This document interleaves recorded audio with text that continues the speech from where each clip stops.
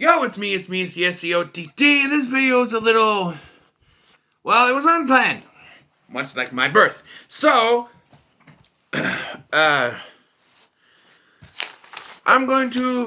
talk about WCW Halloween Havoc 1997.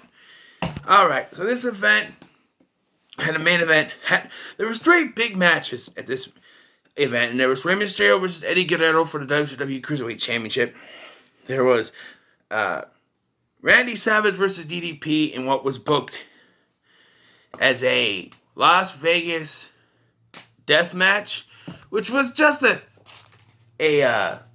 last man standing match. All right, don't try to sugarcoat it for me. Don't try to cover it up. Don't try to, be a wolf in sheep's clothing here. Don't give me a turd and tell me a shock cake. All right, it's a last man standing match.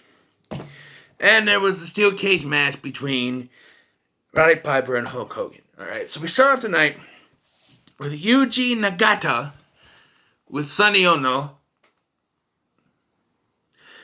against the Ultimo Dragon. And I made a point of saying that I always liked the Ultimo Dragon, man. He did lose here by submission, but I do like the Ultimate Dragon, man, because, when I used to play WWE SmackDown, Here Comes the Pain, I would always play as the Ultimo Dragon. People would make fun of me. Like, really? You got The Rock, Stone Cold, Brock Lesnar? No! Ultimo Dragon, man! It was cool. But yeah, Ultimo Dragon did lose here by submission, but, And we had Chris Jericho versus the greatest Japanese wrestler in WCW, the greatest wrestler in WCW, Guido.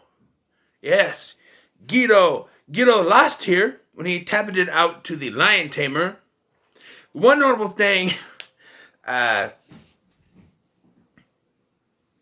was that the music that Chris Jericho came out to, apparently the WWE, instead of giving him his old theme, or whatever, they gave him, because you can't use the theme that he was using at the time, which was an instrumental version of Even Flow by Pearl Jam. So they just gave him the Break the Walls Down theme, which is stupid. I'm like, why does he have Break the Walls Down? It's so stupid. So, next, Rey Mysterio versus Eddie Guerrero, and this is one of the matches to watch on this pay-per-view. It is fantastic. It's been on Eddie Guerrero DVDs. It's been on Rey Mysterio DVDs. It's a big match, and it's a great match. This is one of the longer matches, going over 13 minutes, and it is great. There's back and forth. There's great Cruiserweight wrestling. This is what Cruiserweight wrestling was back then, man. And the story here was that Eddie Guerrero wanted to rip the mask off Rey Mysterio's face, which is, all the WWE does is the mask has to come out, until they decided they're going to poke out his goddamn eye. But I digress. This is a good match. Eddie Guerrero was defending the Cruiserweight title here, and Rey Mysterio won. In the end, 1, 2, 3. So, Rey Mysterio Jr. is the Cruiserweight champion. Next, we had these promos in the back about how Mongo wants his ring back from Deborah, and Deborah's going to bring out someone to take care of him. So we get the match, and Mongo comes out, Steve Michael comes out wearing a Bears jacket, by the way. Da Bears! And then, so Deborah brings out Alex Wright.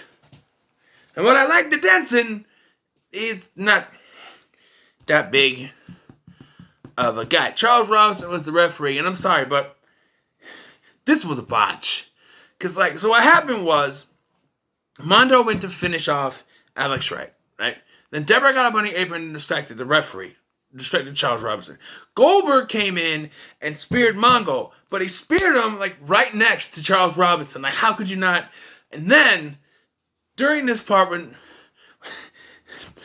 Goldberg went to hit the jackhammer, and I swear to God, they did this, they totally messed up. Charles Robinson, you can see Charles Robinson looking behind him to check to see if he's still doing it. He's to check to see if he was done yet. That's terrible. But yeah, Goldberg hits the jackhammer, throws Alex Wright on top of Mondo, and then 1, 2, 3.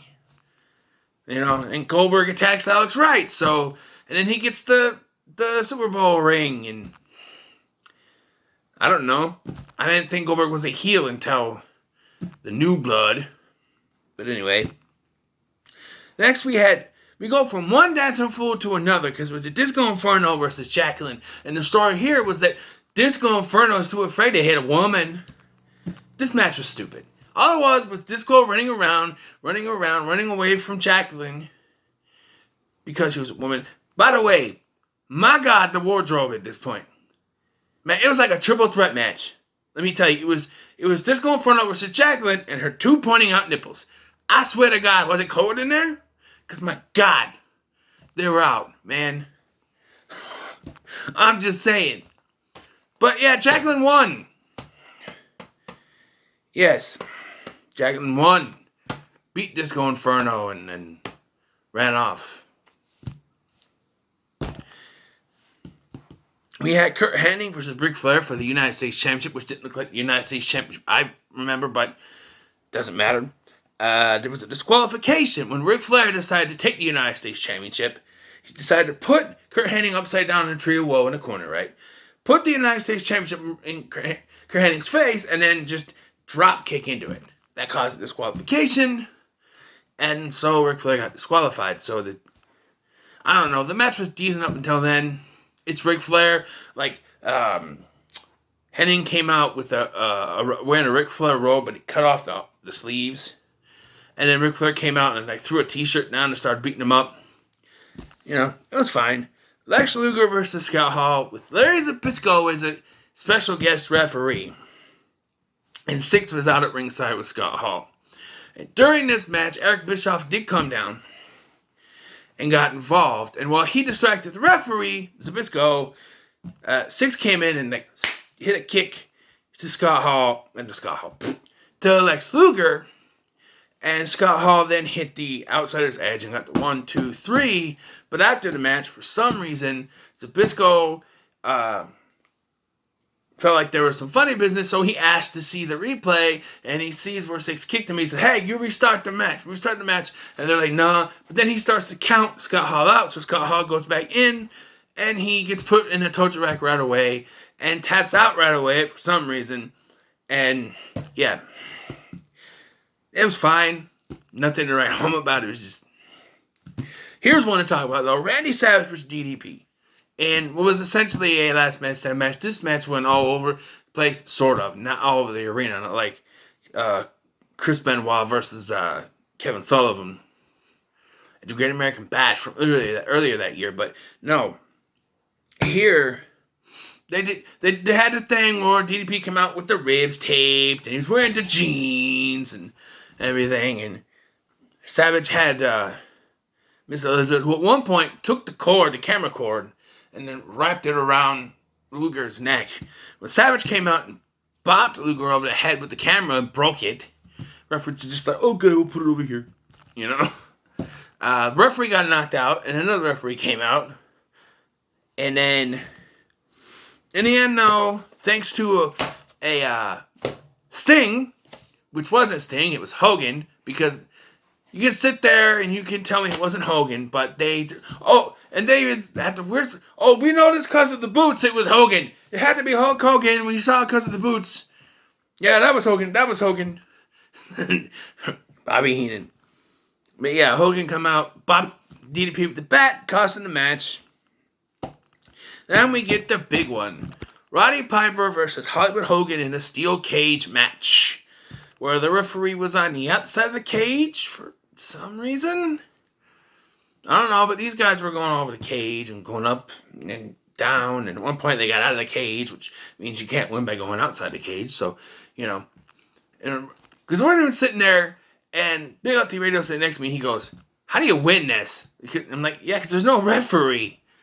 And then, right after that happened, Hogan hit the leg drop, called the referee in, and then hit the other leg drop. Like, oh, well, there you go. But he only got a 2, and Hogan's like, man, Hogan got bit in the ass by Piper. Piper must have thought Hogan was a chew toy. He bit him in the ass. He bit him in the back. Bit him on top of his head. My God, Hogan got a whipping here. All right? Hogan got a whipping. He got bit in the ass, bit in the head, bit in the back. He got whipped with a belt while he was trying to climb up the cage. Man. And then Piper wins by putting him in the sleeper hold and making him go sleepy time. And then, all of a sudden, here comes Bischoff. Throughout the match, these fake stings were showing up. I don't know. But after the match, Bischoff came in with a sting. The sting gets taken out because I don't think he's supposed to be in there.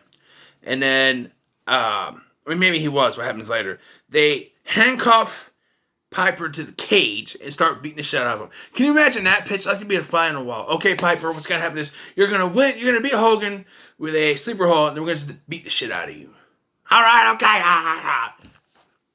I mean, that's what happened. And then a fan, I think it was a plant, because the Hogan starts beating the shit out of him. So it has to be a plant. They wouldn't allow him to actually beat up, But then again, that wouldn't be the first time Hogan got away with something,